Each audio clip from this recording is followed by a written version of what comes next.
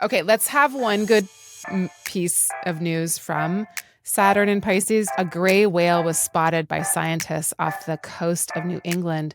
The species is believed to have been extinct in the Atlantic Ocean for over 2 centuries. And we would just like to join the orcas in their takeover of the world.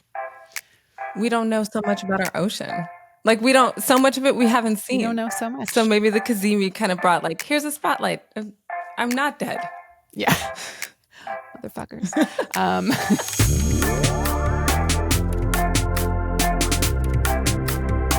Hello and welcome. This is another episode of Down to Astro. I'm Chani Nicholas. I'm Thea Anderson. And I'm Eliza Robertson. Okay.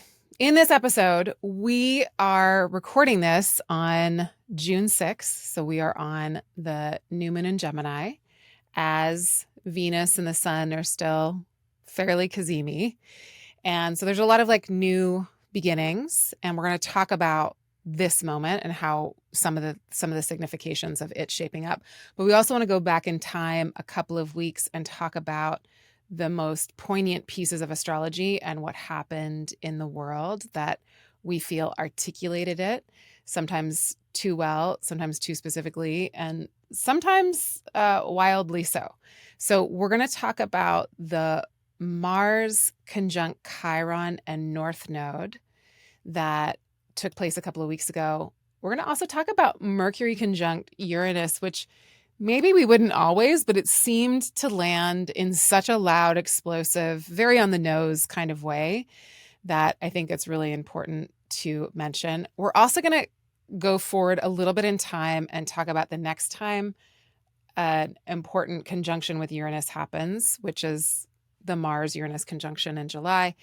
And we are going to talk about the very beginnings of Jupiter and Gemini and how we see some of that happening and maybe some thoughts on where it's going to go from here.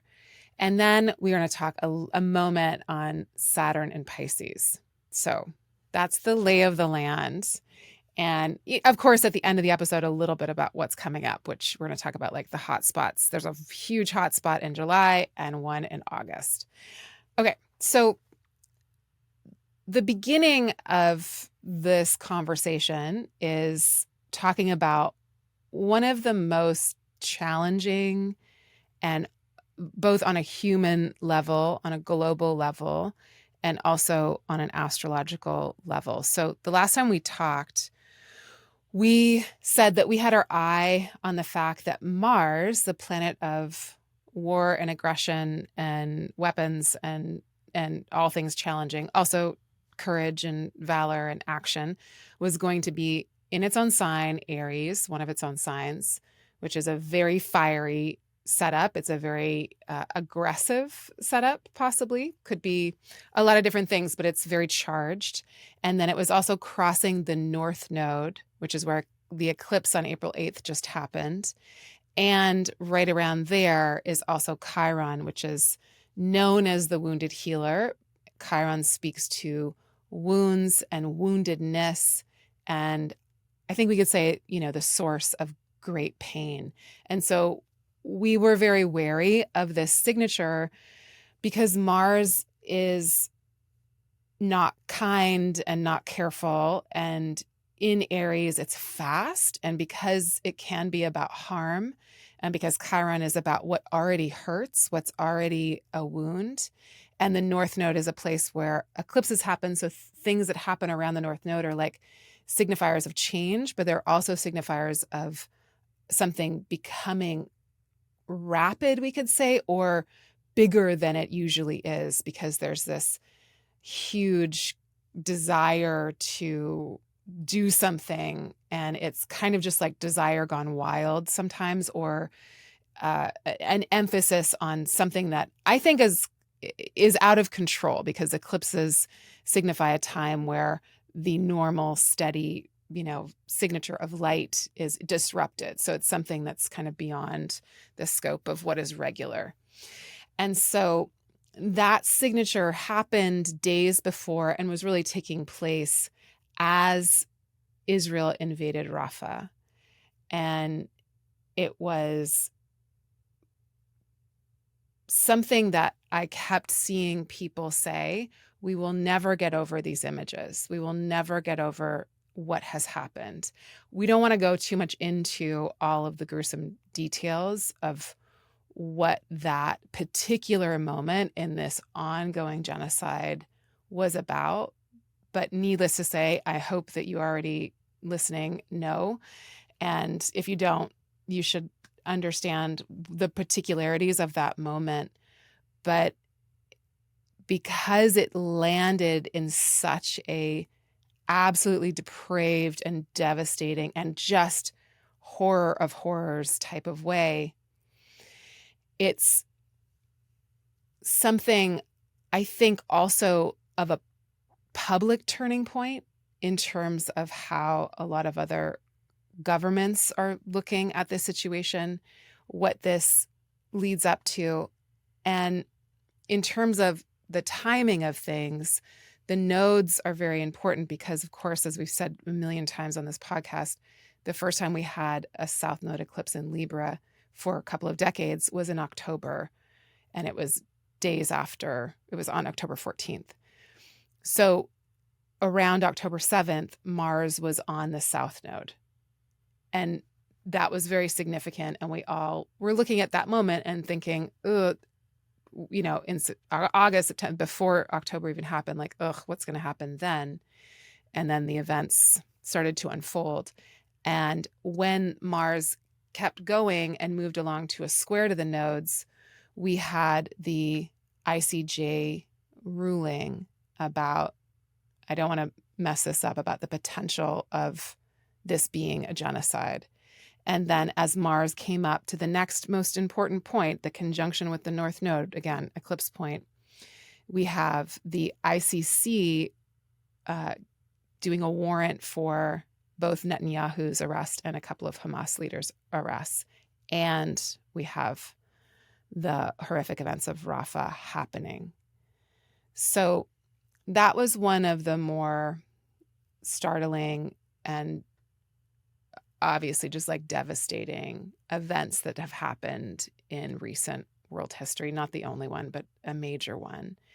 And because all these events align so closely with eclipses and also the points of where the eclipses happen, and also Mars, the planet of war, triggering these places in the sky or going through these really charged points. We just wanted to lay that out because we don't want to astrologize horror in the world. And we also don't want to not mention the things that are happening, especially as we see them so closely linked to the astrology. So at the end of the day, if this can help to motivate us towards action, which is Mars and Aries, action towards alleviating the suffering that happens when we live inside of empire, when we live inside of systems of suppression and harm, then that's really my deepest hope with delivering this kind of delineation, is that we're not being voyeuristic with the suffering and the pain of the world, but that we're trying to articulate the astrology in a way that can help mobilize us collectively and interdependently, and in terms of our solidarity towards a liberation globally.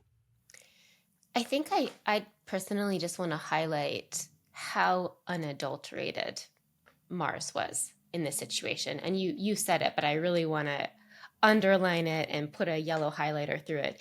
This was, as you mentioned, it's Mars in one of its signs of rulership. And not only that, I sometimes think of Mars and Aries as being so much more, let's say, so much less stealth than Mars and its other rulership, which is Scorpio. So Mars and Aries, it has its Mars on the sleeve. It has its combativeness and its belligerence and its potential hostility on the sleeve. It's open. It's very out in the open, I think, with that fire. And then when you were speaking of the North Node, for people listening who aren't familiar with the mythology and the symbols that all over the world and for, centuries, if not millennia, have been associated with the North Node. It's been mythologized as a dragon, and the both of the nodes of the moon have been mythologized as a dragon, but the North Node is the head of that dragon, and this is a dragon that is disconnected from its tail. So what that makes me think of is it's our yapping jaws that are hungry for more and more and more, but they're disconnected from any sense of satiety. So this sense of Mars absolutely without bounds. And what I'm hearing you say and what we're seeing, in our feeds and in the newspapers and everywhere is this violence without bounds, this completely unlimited, unmitigated, beyond even what one could conceive. And this is a really extreme example. I mean, I've had my eye on this transit for a year or two because we always do some of our content so early. But this is obviously beyond what I could have fathomed.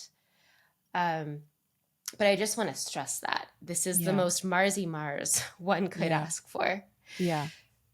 And in this current iteration of the world, in terms of revealing the violence inherent in the systems that we live within, and the ways in which the systems we live within make us complicit to that violence in so many ways, that I feel like because we live in the world we do, when the astrology comes by and it's so gnarly, it reveals what is there in so many different facets, and Mars is going to like shove it in our face and be like, this is where it goes if nothing changes.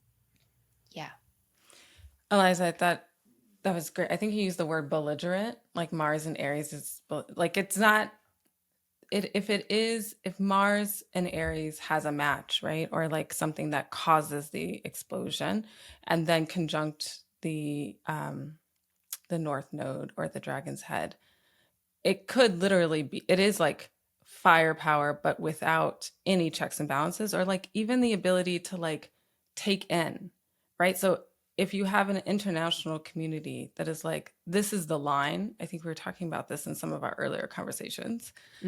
Mm-hmm. Yeah, the red line. Like this cannot happen. We cannot do this. This is something that then changes the game, but that in this scenario, this configuration, Mars and Aries doesn't respect a line because it charges through, or it sets it ablaze. And that's,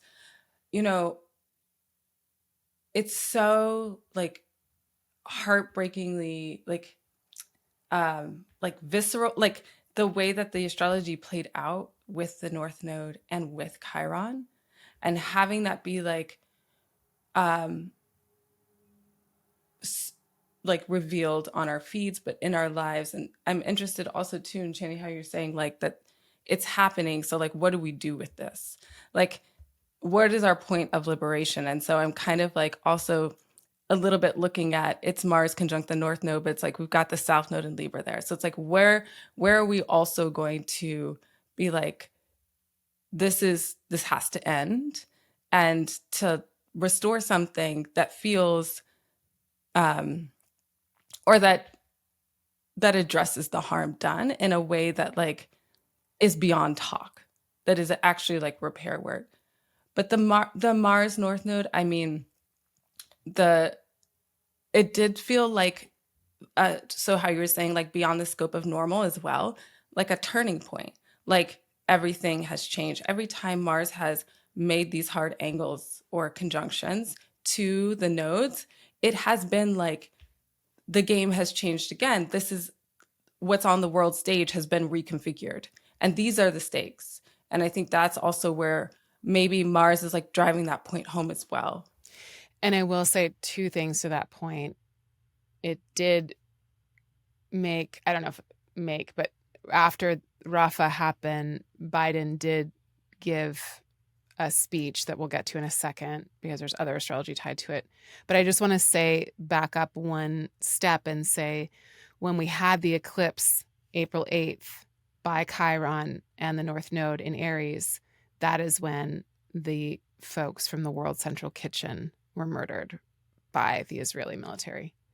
And so Chiron being the doctor, the healer, the teacher, the wound, all of that was also like to just note what happened on that next series of eclipses. It's not the only thing, but it was very profound to also see that archetype played out. And so again, like Thea is saying, like that these wounds they just get deeper if we don't interrupt the system that's doing the harm, the people that are doing the harm. And then, there's also, a march on the 8th of June, which we're not there yet as we're recording this, but it is like, okay, if Biden, if you don't have a red line, then this is the red line. And so everyone's planning on going and showing up in Washington. And so that's also something that has been, moving through the ethers, and people have been repeating. And of course, Mars is the red planet. As also a planet, I always say, like it pierces any, I think we all say that it's like, it's an interloper, it interferes, it pierces through whatever boundary or structure covering that there is. And so how do we also embody that to say, like, this, we have to disrupt this way of doing things? And Biden gave a speech. So then we'll transition a little bit into, like, that is still, we're still hovering around that energy. Obviously, that's still played out because as we're recording this, Mars is still in Aries. It will move soon, but it's not yet moved. The other thing that happened around that time is that Mercury, planet of communication, made a conjunction with Uranus, which looks like a signature of something disruptive that is being announced. And at the same time, Jupiter has just moved in to Gemini. So one of the things that happened after the invasion, if you want to call it that, in Rafah, is that Biden then gave a speech. And I'm just going to read what the Daily wrote as its notes on the episode, just so I have something to go off. And just remember that Uranus is unexpected and it's upheaval and it's a change of something, or it's loud. So this is the notes from it from June 5th. In an expected speech last week, President Biden revealed the details of a secret proposal intended to end the war in Gaza. Perhaps the most surprising thing was where that proposal had come from. Mr. Biden's gambit and the difficult choice it presents for Israel's leader, Prime Minister Benjamin Netanyahu. So basically, Biden calls for an end to what they're calling a war, is a genocide in Gaza, endorsing an Israeli ceasefire proposal. But then Netanyahu responded for the call for a truce by insisting on the destruction of Hamas. So without getting too into the weeds of the politics of it all, Biden says one thing and then Netanyahu says another thing. And Biden delivers this speech as Virgo is rising, which makes Mercury the ruler of that moment. And Mercury is conjunct Uranus at that time in the 9th house of law and international affairs and publishing something and saying something to the world and global events. And so it is this thing that lands, it's on Friday in Israel. Folks are, beginning Shabbat. So they're turning off their electronics and nobody really catches wind of it. It doesn't really become a thing until the next day. But it's created this schism possibly between the two leaders. And I'm not looking at either one of them to solve the problem. I really do think it's about globally people, creating solidarity and movements. But I think that the astrological signature of it and its kind of explosive nature. And then we were all talking about, there's Biden, and of course people in Israel call Netanyahu Bibi. And so like Biden versus Bibi, and they're in these two. And Eliza, you were like, oh, that's very twinning. And we were talking about like the two sides. And is this like a Jupiter and Gemini signature of this kind of like twinning duality, possible like doppelganger politics kind of moment? Yeah, I want to sit with that for a moment too, and also bring in the fact that It was either yesterday or the day before, so I think it was June 4th. I might be wrong. I think it was June 4th. The U.S. House also approved a bill that is supposed to sanction the ICC. So we don't know if this will be made into a law, but it's allowed disapproval of the ICC's arrest warrant for Netanyahu and the Minister of Defense and the Hamas leaders effectively as well. So speaking of Jupiter and Gemini, if we haven't said it yet on this episode, this is Jupiter's sign of detriment. So Jupiter doesn't flourish in this sign. And I think we can see a sneaky side of it and of leaders and of people in general during this transit. And there's something, because it is a sign of the twins, there's something duplicitous about it and about what we then witness in world events and just in like the verbiage of our leaders. And what struck me was just the striking contrast of how they not only dismissed, the United States is not a part of the ICC. They didn't sign the Rome Statute. So they're one of 6 countries, including China, Iraq, and others, Israel, that are not actually a part of this court. But the House has approved a bill to sanction the court because of this ruling. But when you flip back a year or two, I don't have the exact date, the same court and the same prosecutor released an arrest warrant for Putin. Mm-hmm. And Biden said, very much vouched for that ruling and said that, yes, indeed, I think Putin has committed war crimes and this is unacceptable. And he, more or less lauded the court for taking that overstep. So, and I say overstep because many people are suggesting that it's compromising the sovereignty of different countries, especially countries who haven't signed the Rome Statute and aren't a part of this court, to try and arrest one of its leaders. This is the criticism anyway. But I just think the absolute, two-faced quality of that. And it makes me think of how we have these 2 significant slow-moving planets, both Jupiter and Saturn, in mutable signs, which are traditionally called the double-bodied signs. And I'm just wondering how much of this, say one thing, do another, when it, conveniences the politics or the political motives. This does seem to be setting the tone. We're still so early in mm-hmm. Jupiter and Gemini, but it does seem to be setting the tone for what we're going to keep seeing over the next year. Mm-hmm. Mm-hmm. It feels like Jupiter and Gemini squaring Saturn and Pisces, as you're saying, Eliza, is very much catch a leader with a foot in their mouth. Did you mean to say that? Are you serious when you say that? Did you change your mind?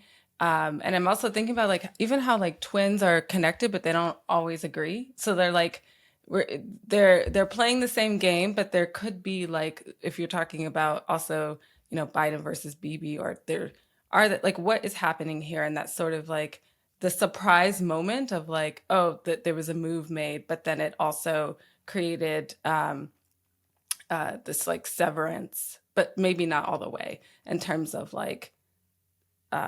what's going to happen in this proposal, and also just catching them off guard with that timing of even news on a Friday night, it just that timing is so flipping the script in terms of politics on the world stage. Yeah. Should we talk about what else Biden addressed in that speech? Talk about as a segue. Oh, was it the same speech? Yeah, it was the same speech. Okay, yeah, go ahead. Well, it's just that, we were going to talk about the other big news of that week. We'll move to that next. Which is very related to the Mercury-Uranus conjunction. And one of the reasons it was so loud, I think, is because it was in a pivotal point of a pivotal person's chart. But Biden did also allude, so he began that same speech, which was all focused on this,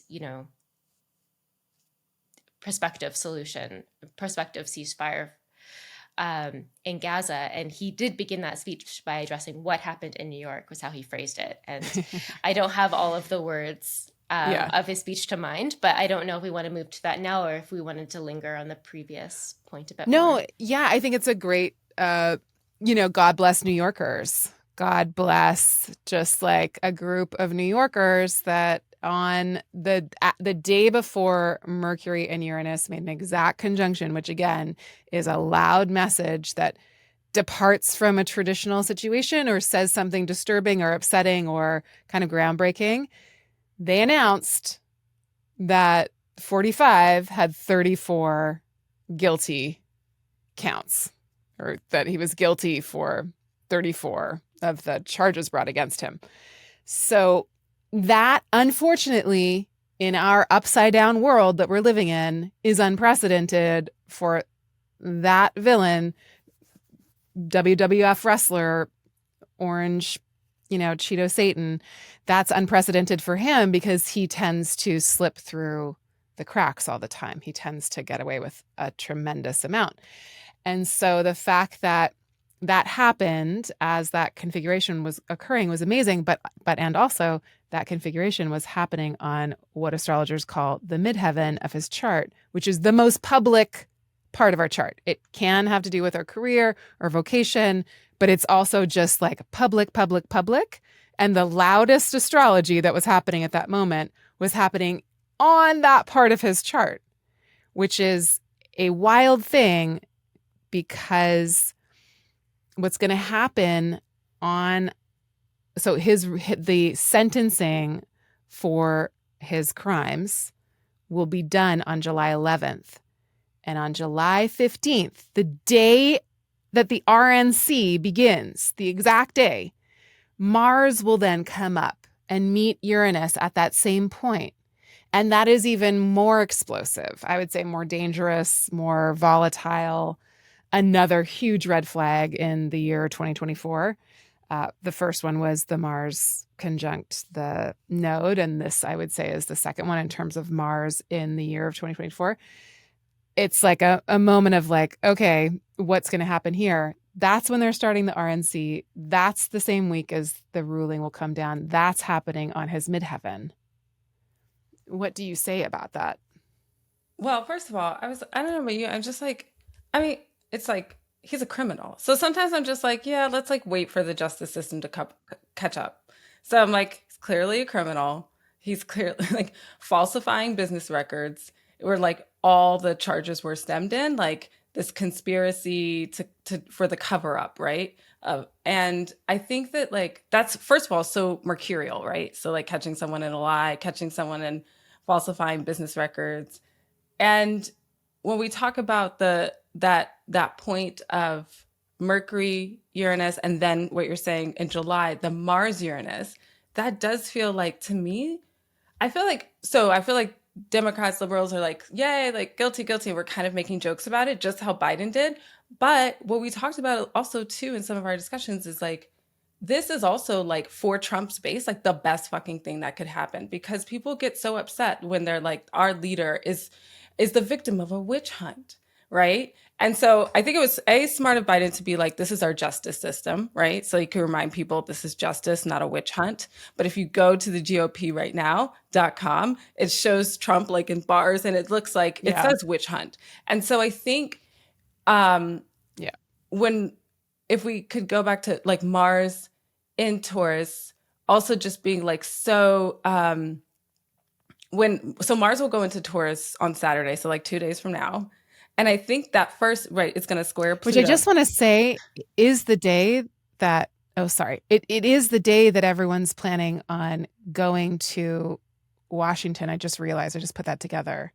That's the day that a huge protest is being called for in response to the administration not doing anything to really stop the genocide. So I'm just putting that together. I'm totally interrupting you, but I love that Mars transitions from 29 degrees of Aries to 0 degrees of Taurus, it actually is the exact transit that happened when the insurrection occurred at the Capitol. So we have to remember, like, the astrology, in a way, it's not neutral, it's specific, but it's like, who's it going to land with? Mm-hmm. What side or what group or what population is going to embody it? So I'm wondering about like a gathering at the Capitol. Oh yeah, people are descending on the Capitol again. White nationalists do it one way, and then folks that would like a world where justice was the main baseline would do it another way. But yeah. So what is it about this 0 Taurus with Mars there? It's like kind of just like, right. I know. That's really interesting to like study a little bit more. But maybe with Pluto here, there is some But sort I totally interrupted you. No, that's okay. I was kind of we're kind of going to the same place of like, I think I was saying like on Saturday, Mars goes into Taurus. And so like, that's like the kind of, if we talk about, we like penetrating like fixed earth or building or capital or like descending there. So like in this point, in this timeline, it's a March. And then on January 6th, 2021, the insurrection happened, and that was like ransacking stuff and, just complete. I mean, I was like, what? Like, what country do we live in? And so like to have, it's kind of rhyming with that moment. I mean, Trump encouraged it. So like, but this does feel like what you're saying is like the astrology will play out, and then like, how do people step into that moment? How does it play out for different groups? Whose moment is it? Is also really interesting. I'm sure there's like multiple layers with that as well. And then how it connects to then when we move into June with Mars, Uranus on Trump's midheaven, coinciding with the Republican National Convention. July. Did I say June? Mm-hmm. July. Yeah. Mm-hmm. But yeah. So, and that he is an embodiment. I was saying in our meeting before this, it's like he has Sun Uranus in his natal chart with the North Node during a full total lunar eclipse in Sag.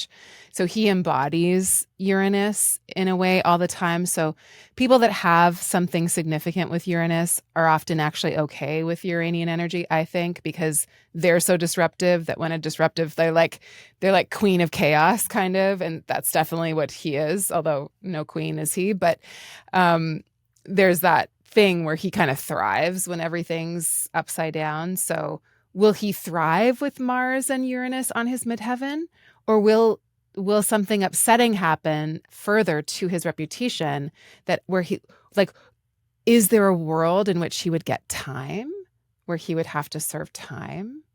Is there a world where there would actually be a consequence? Well, it's funny that the RNC is like accounting for that, like trying to think of what do we do if, the person that we want to put forward as our candidate is behind bars. But I want to highlight a few things that you've both said. Like, first of all, just the upside down world of this. It almost reminds me of like there used to be this festival called Saturnalia where everything would go backwards and like everything was just completely contrary to what we know as reality. And here we have a convicted felon who is going to run for president. And this was actually something that one of our colleagues, Andy, had mentioned on our company Slack. It was like, how is it, I'm paraphrasing, but how is it that convicts, like convicted felons, cannot vote for president, but they can run for president? It's quite baffling, for one. But for two, we talked before about Mars as potentially being belligerent. I think that Mars-Uranus combination, it is the definition of belligerence. And he very much, this is a person, Trump, he has Mars on the ascendant as well. So he's, as much as he's embodying that Uranian quality, he's embodying that combative, hot-headed, impulsive, orange-faced. Literally, he's oh my orange. God. So he embodies it in so many ways. And I think that will continue to play out. Whether it serves him or whether he gets served is, to be determined. Good one. I do feel like Venus ruling his midheaven in the 12th house with Saturn does spell out to me some kind of incarceration. And that might be too hopeful in his natal chart. The ruler of his midheaven is in the 12th house of secret things and also, sometimes literally being incarcerated with Saturn, which is such a feeling of being locked up. And that, again, might just be me being too hopeful. But Well, but I felt that too because I texted you both last night. I remembered slash realized his birthday is coming up, which means he has a solar return chart we can look at, which sort of sets the tone for the year. And in that chart, the moon will be opposing Saturn, which Right. also says Says lockup. consequence. Says consequence at least. Yeah, I don't want to be too hopeful. I I'm know. But I gonna do bet- think like him being sorry, go Thea. Sorry, no, I was just gonna throw it out there. I bet it's consequences. I mean, I just think Mars on the midheaven is like you get conquered. I think that's what most like electional astrologers would say. Yeah. When we released the app, Mars was on my midheaven and it definitely conquered me. But I was going to say, I've been talking a lot about the loss of faith with Jupiter and Gemini, or like we're going to have to like really work on hope as a discipline, aka Miriam Kaba, as she says. But having a convicted felon run for president is such a test of Jupiterian themes, which are not only faith, but as law. And I know it's like not illegal, but it's like, what are our governing moral laws and principles in this fucking country? Obviously, they're just upside down and backwards and all kinds of things twisted to whatever anybody in power needs them to be. But like, wow, a test of Jupiter, a test of law, a test of the ways in which we gather around and have a moral compass. And of course, the person who loves to flip all that around and destroy it all. But this is where it gets really scary because like we're watching him remake the Republican Party in his own image. We're watching him remake the legal system as much as he can, as much as he was able to in his own image. And this is the stuff that, dictators are made out of. Yes. And I don't want to be doomsday-ish about it, but it to me, it's genuinely very frightening. Like terrifying. What he could be capable of. Terrifying. Yeah, it's a little bit of a consequential moment as Jupiter square Saturn this August spells out. To the Taurus part of it, I think sometimes planets in Taurus can be a little bit fundamental, and that could go like fundamentalist, and that can and that rigidity can tend towards extremism, especially in a political way.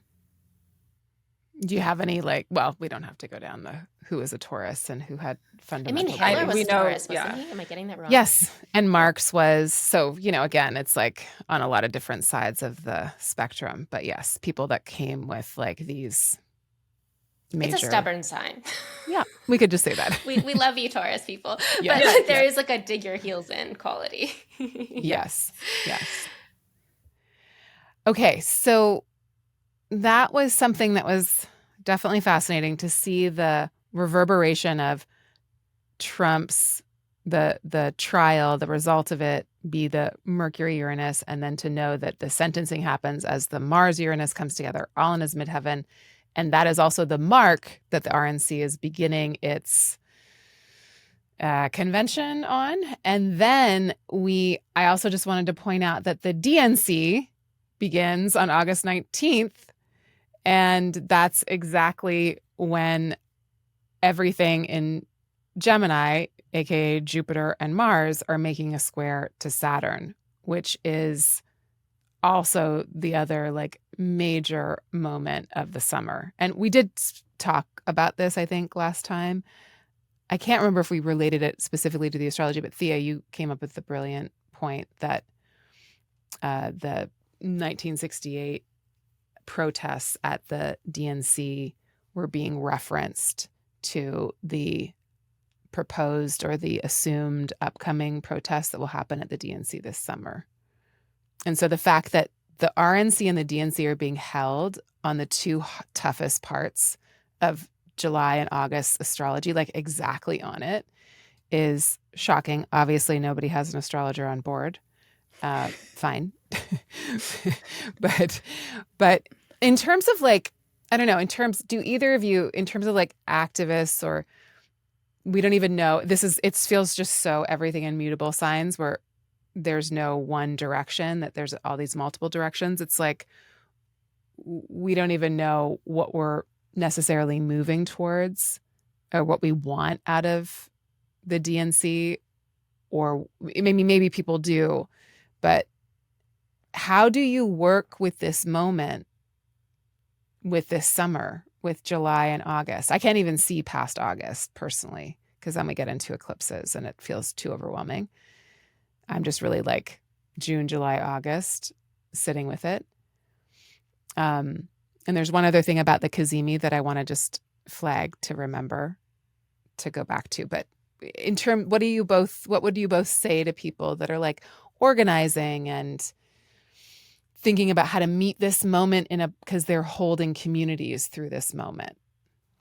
So the moment that gets to when we get to the DNC convention in August, on August 19th, that moment, that chart looks very similar to this chart because Saturn will be retrograde. So it'll be back at 17 Pisces. And I hope I'm not letting the cat out of the bag. Maybe you're going to talk about this, but the fact that the Kazemi is happening in an exact square to where Mercury Uranus happened. So it happens at 26 Leo, and Mercury Uranus was around 26 Taurus. So it feels like also online with that Mercury Kazemi in Leo. Wait, what Kazemi are you talking about? Give people a little taste of what you're talking about, because I don't think we've named it. So on August 19th, Mercury will be conjunct the sun during its retrograde phase. And so that inferior Kazemi is like, what have we learned? And maybe it is subtle, but it feels like it harkens back to just the end of last week because it's like exactly squaring Uranus, where the Mercury-Uranus conjunction happened. And so I think of how to meet this moment when there's also all this mutable. That August 19th chart, it just is like, has the T-square so we've got, like you said, Jupiter, Mars, squaring Saturn, and also Venus is entangled with it, like very tightly opposing Saturn and Virgo, which is hard. It feels like to have both benefics in difficult places, that it's going to be both hard fall to in find. detriment. I know it's going to be hard to find our, like, when you try to rebound but it just feels hard. So like, what do you do then? And maybe sometimes you don't give up, but maybe you rest in motion. So you're like, we're going to keep moving forward, but like, where can we rest? Where can we take a break and see what's happening? And then maybe regain our strength later. Maybe this is a moment to rest. And rest because all movements need an in breath before they can out breath again. And if there's so much going on in terms of like, we're in debate season by this point too. So there's like this whole media whirlwind you were talking about yesterday, outrage machine that can be very distracting.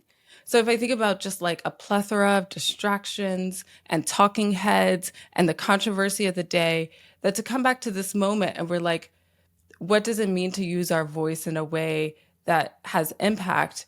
And what we're seeing now, what I feel, some sense of like reassurance about is that it's a moment where people are being like, how can we move together? How can we, like, if the figureheads are doing what they do, what does it mean for us to like show up with our bodies at the Capitol? So like, I think it's going to rhyme a lot with this part of June, that August part, for sure.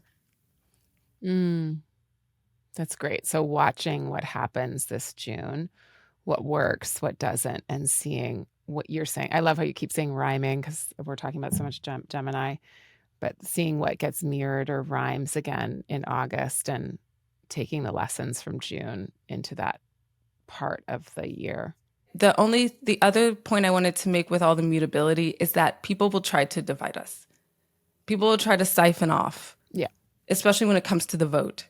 So siphon off this group, because that's how, and throughout history, oppression has continued. Because if you help people forget how they're the same, they will act as if they're fighting each other. So that's the other thing that we have to watch out for, I think. And how our liberation is contingent upon each other's liberation. That even in our differences, that we have to have that point of solidarity. Otherwise, none of us will actually get to thrive or be free. Mm-hmm. I think that's both of those ideas are just really profound, actually, when we're like forced to, when our differences are what's talked about, that itself is a technique of distraction and can really derail people. So I have something to add in terms of maybe what an approach could be to this astrology, but I also want to further highlight how I think hard this time is going to be, especially in August. So you both mentioned that we have our two helper planets, our benefic planets, in detriment. But not only that, it's really the worst, Thanks, the Eliza. worst case scenario. It's because not only are they both in their signs of detriment, they're both squaring the greater malefic. So they're both, or in Venus's case, it's opposing Saturn. Saturn is the greater malefic, but they're both in hard angles, hard aspects to this planet that can bring roadblocks and challenges and rigidity and fear and scarcity and all of these other things.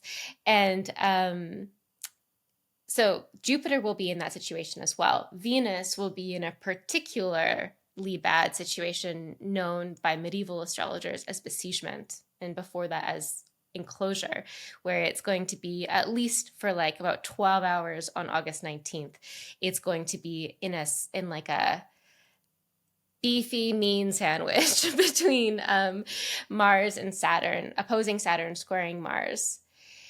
And then Jupiter does interrupt that enclosure towards the end of the day on the 19th. So there is a bit of relief with that Jupiter, but Jupiter's kind of hamstring too. And so it's interesting to me that they're both in signs of detriment, but they're also both in Mercury ruled signs. And what is Mercury doing? But it's retrograde. Although, like you pointed out, this is also the Cazimi day, and it's also a full moon that's squaring Uranus. So it just feels like there's so much going on. I don't think it's going to be subtle. I think it's going to be very loud and very messy. But in terms of like how people can work with this astrology, so I love what you said, Thea, about like resting in motion and just, refusing to be divided and like working with that flow of a mutable sign rather than against it. But what comes to me also is, I think if I think positively about Jupiter and Gemini, one archetype that could come to mind, especially with Mercury retrograde, is this trickster energy. So like, how can we make good mischief? Like, how can we get in people's way constructively? Yeah. And like a clown. Like a clown, exactly. Not the clown that is running for president, Not but that a one. real clown. I mean, he does a good job at being an evil villain clown. That's true. Cartoons the Joker of it all. Yeah. But like, and I think we see that already, and I don't have excellent examples at mind, but I'm in Montreal, and just last week, I know that students like entered the buildings of Concordia, the university here, and they were, showing their resistance from within the office buildings. And this is like an example, I think, of good mischief. And I'm sure there are others, like people are wily, activists are wily. I think part of it's going to be to think very much outside of the box and to think into the shadows and the nooks and crannies of what might be possible. There's also something very shape-shifty about all this mutable energy. So like costumes, camouflage, being the go-between. And nothing's exactly squaring or opposing Neptune yet, but Neptune's there in Pisces with Saturn. So it does have that shape-shifty kind of feeling to it. Okay, you both did advice for August. Anything for July? Oh my God. I mean, honestly, I'm also worried about, this is a little outside of what we're talking about, but I'm also worried about wildfires, because I remember that was a huge thing with, I'm forgetting now if it was the Mars-Uranus square or if it was the conjunction, but there were really, really awful wildfires. I think it was the conjunction, one of the last conjunctions. It was the conjunction. So that's sort of outside of the the Well, situation. it's But also connected to it because colonization and environmental destruction and all of it, yeah, our political systems are it's all the same. So, yes. But something disruptive to land to. I mean, I think like what worries me about that conjunction, what worries me, I think, about Mars entering Taurus and knowing there'll be people in the capital is just the potential for counter protesters. Oh, the image that seared in my mind from the January 6th is that there was that one dude who like Yeah, had with the horns bullhorns. and he Yeah. literally looked like Mars and Taurus. And so some version of that belligerent energy or that hostility, that Because violence. Thea, I think I interrupted you when you were saying as soon as Mars enters Taurus, it squares Pluto. Right. Yes. Yeah. Okay, so there's some lay of the land. We're going to come back with an episode. We're planning on it, coming back with an episode that's a little bit more about the actual political landscape of things. So we might have more to say on the timing of this. We might let some of it kind of roll out as well. And we want to talk about timing in the fall as well, in September and October, thinking about how we can move with these moments. But I do agree. I think I've said this before, but like Mars Uranus, I think of shock absorption. Like, how do we plan for turbulence and plan for the rockiness? Not have things flying about the cabin, like lock it down if you can. And when you can, like have some good springs. Like don't try to just, let this hit without something trying, at least attempting to absorb some of it. And I think, yeah, within the face of that kind of Mars disruptive Uranus energy, it's trying to not be shocked at what is so belligerent and blatantly in the face of any kind of structure, right? Like, who are the people that are trying to disrupt all structures, all ways of doing things? And then I think with the August of it all, just like what's okay, it's going to be, I mean, imagine the people that are putting on anything at that time, like the producers of the DNC, like imagine putting on any event at that time, and that window of time where Venus is besieged, is in that hot spot. Imagine, like, that's the precursor probably to the event starting. Imagine the things that can go wrong in that period of time. So we'll definitely be like watching it to see what happens. But I can't even imagine having to, like, Venus, the planet of cohesion and the group and like how we connect to people, like what kind of divisions and what kinds of interpersonal problems will take place and be unpleasant at that time. And most likely a lot of it will be behind the scenes, but call us if you need some help.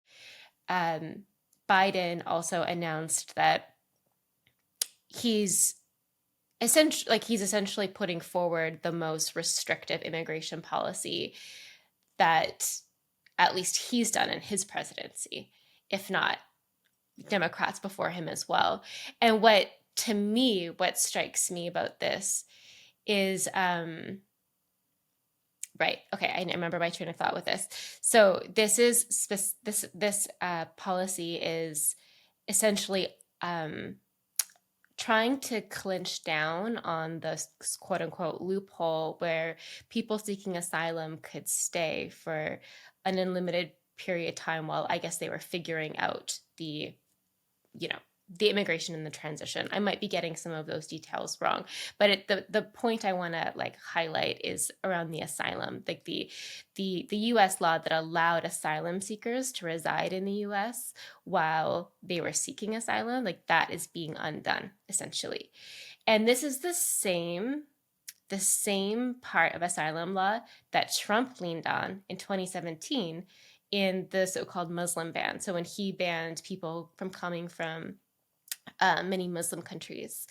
And what strikes me there is that was when Saturn was in Sagittarius, a Jupiter world sign, and now we have Saturn in Pisces, another Jupiter ruled sign. So, and he's using the exact same piece of law. Or let me rephrase that. He is like puncturing and gutting the exact same piece of protection for asylum seekers.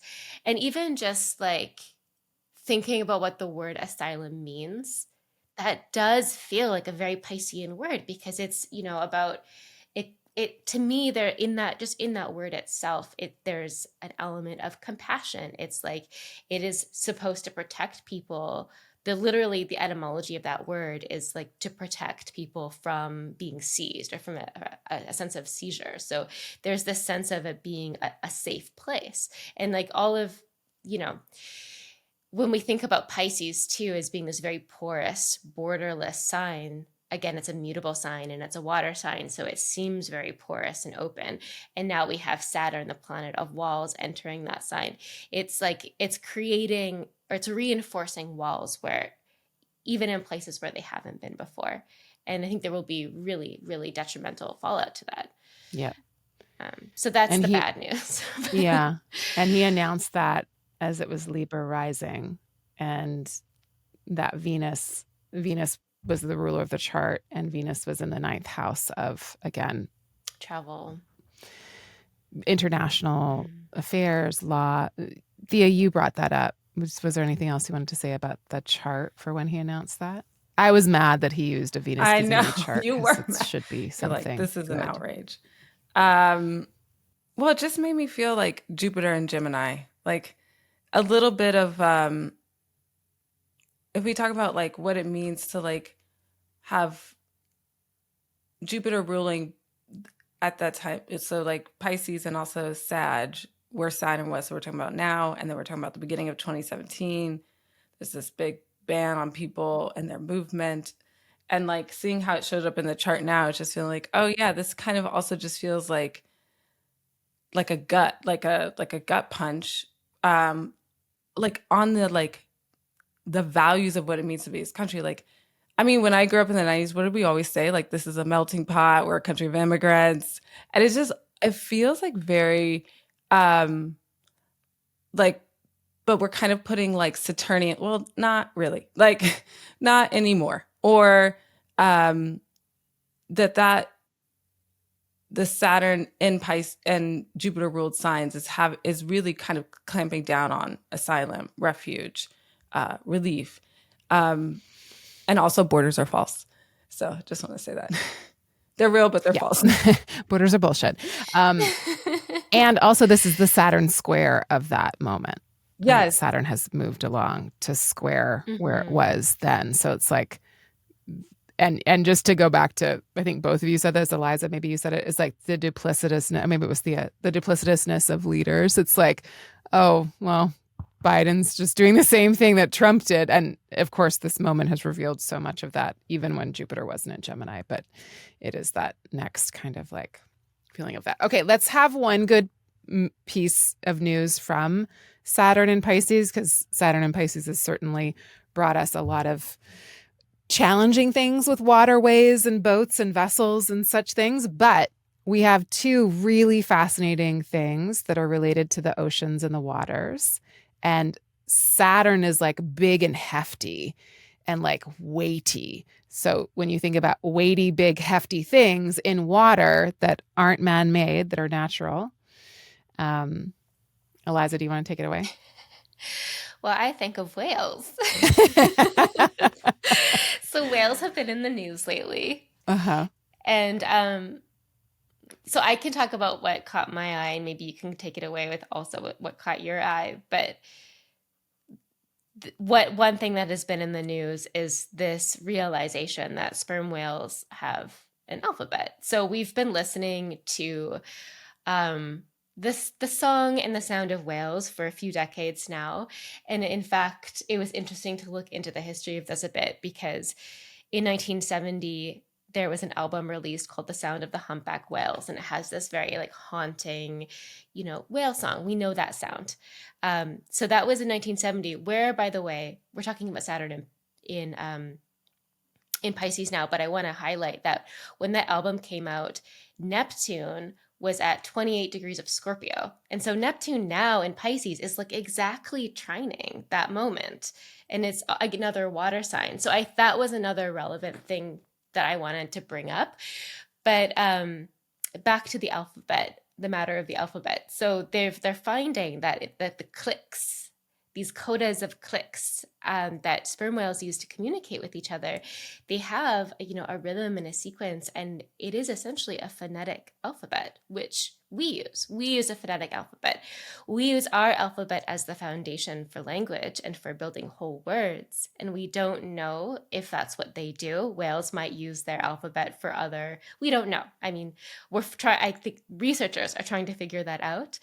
But if you think about what an alphabet is, it's an ordering principle for language, for communication. And what is Saturn but order? And I mean, that's maybe one of the more benevolent sides of Saturn in terms of language anyways, offering this ordering principle to these huge, leviathans of the oceans. It does, to me, this was a lovely manifestation of that, but I know that you also spotted another one. Well, I'm just realizing that the thing I'm talking about, also whales, happened this is from a news article, on the first day of March, which was a day after the Saturn cazimi. Oh, you're right. So for folks that know our episode on the Saturn cazimi, we did a whole thing on it, and it was a rare occurrence because it was Saturn and Mercury and the Sun all coming together, which is some kind of announcing or an understanding or a learning of something that was very, Piscean in nature. So the ocean, the seas, the waters, but also Saturnian, bringing something into form. We talked about sacrifice, and we talked about compassion, and we talked about all of that, but I didn't know that this happened. So a gray whale was spotted by scientists off the coast of New England, marking a significant event as the species is believed to have been extinct in the Atlantic Ocean for over 2 centuries.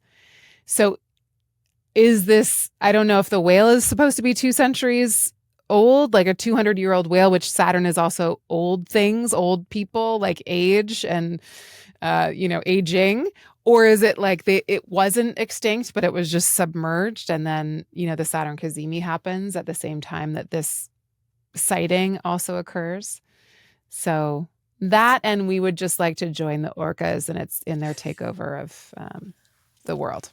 I vote whale. We don't know so much about our ocean. Like so much of it we haven't seen. We don't know so much. So maybe the cazimi kind of brought here's a spotlight. I'm not dead. Yeah. Motherfuckers. Yeah. Although I was that whale, I would hide from us because I don't trust what we do with that information. But here we are. Anyways, wanted to end on some whale news. I love it. I do think so. I was curious about this question of the age of whales, and I think they do live a long time, but I think gray whales are closer to 100 years old. They can live that long, but there is one species called the bowhead whale, and they can live. I think the oldest one they found, or one of the older ones they found, was 211 years. And I think, some in Australia have maybe lived much longer than that, but around the 200-year range. And one of them, when they discovered this, they actually found, this is just so sad, but I guess it was part of a whaling mission, like some kind of harpoon or weaponry in its system, but it was from the 1800s. And they were like, what? How do you have this in your body? And that whale only lived until 130, probably because it had a human device or a human weapon in its body. But some other bowhead whales do live for over 200 years. And it does make me think of, as we get closer to deciphering the language of whales, just I think we need their wisdom. This is the wisdom that we need. If I could go to whale school. Me too. Yeah. All right, y'all. This is your homework. Well, we'll probably see you before that, but how do we just not waste our cortisol on the events and the things that we know are going to be stressful to endure? Is there a way to preserve our sanity, our peace, our cortisol for the things that are important?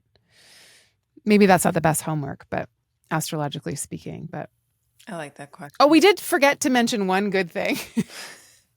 There is a really good new moon in July before all this happens.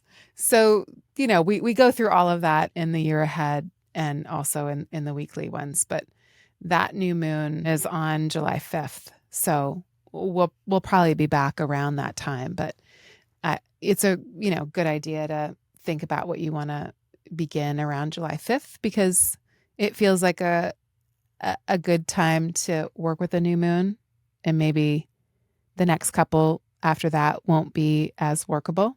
So if you're wanting to think about what to start or what you want to kind of get going, or what you want to plant seeds around that time with, that's a good time to begin.